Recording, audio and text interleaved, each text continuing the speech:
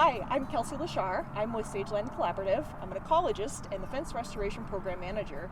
We're here today with our conservation partners, Summit Land Conservancy, with Alana and Brett, and I'll have them introduce themselves. Hey, I'm Brett Denney with Summit Land Conservancy. I'm the Stewardship Manager.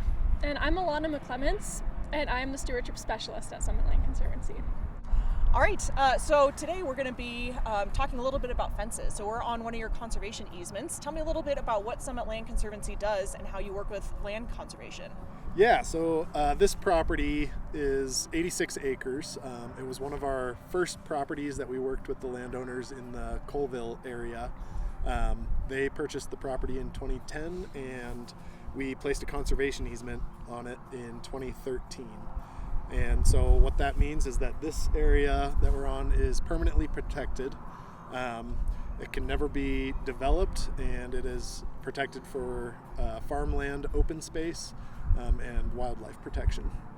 And tell me a little bit about why open lands are important to Summit Land Conservancy. So protecting open lands, it's about a lot more than just having a nice view from the highway.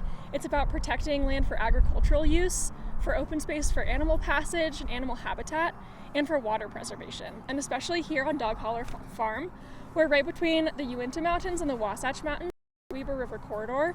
So it's an area where a lot of water passes through on its way down to the Wasatch Front. And what are we doing here today? Today we are looking at some of the fences that have existed on the property for years. A lot of old fencing. There's actually a few different fence lines and property lines that have multiple fence lines running down them.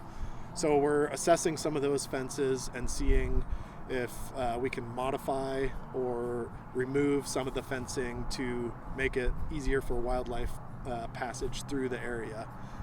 We're in an area now that has a lot of connectivity to the winter rangeland for wildlife, and we have an extensive connected corridor of permanently protected open space here, and so we feel it's really important to protect that corridor and do what we can with fencing projects to make it more passable for wildlife.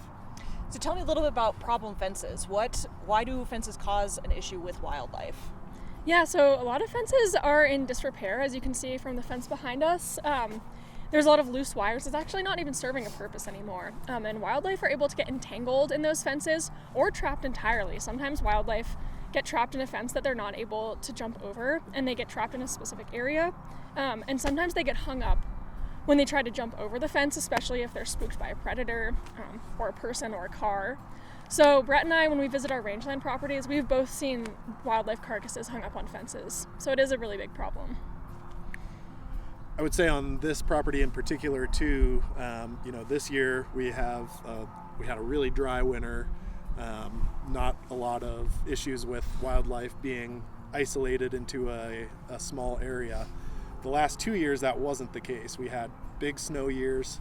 On this property, I believe it was 2 years ago, we observed it was 30 to 40 deer carcasses that not all of them were entangled in the fence line, but some of them had just passed away from starvation, bedded down under some of the trees here since they utilize this property heavily in the winter. And that's one of the things with all those fence line crossings, when you have several of them in a row and the deer need to get down to water or get down to food from their bedding areas, and they have to cross all those down fence lines or non-functioning fence lines. They don't always get entangled, but it's also burning more calories. Energetically taxing. Yes, yeah, and it leads to death by starvation rather than even entanglement in fences. So tell me about how this particular property fits in with the rest of Summit Land Conservancy's work that's going on in this area. Yeah, so right now we're working with several landowners, as we have over the years since the early 2000s, specifically here. So along the Weber River corridor through here, we have 4 conservation easement properties that are kind of this size, around the 80 acre piece.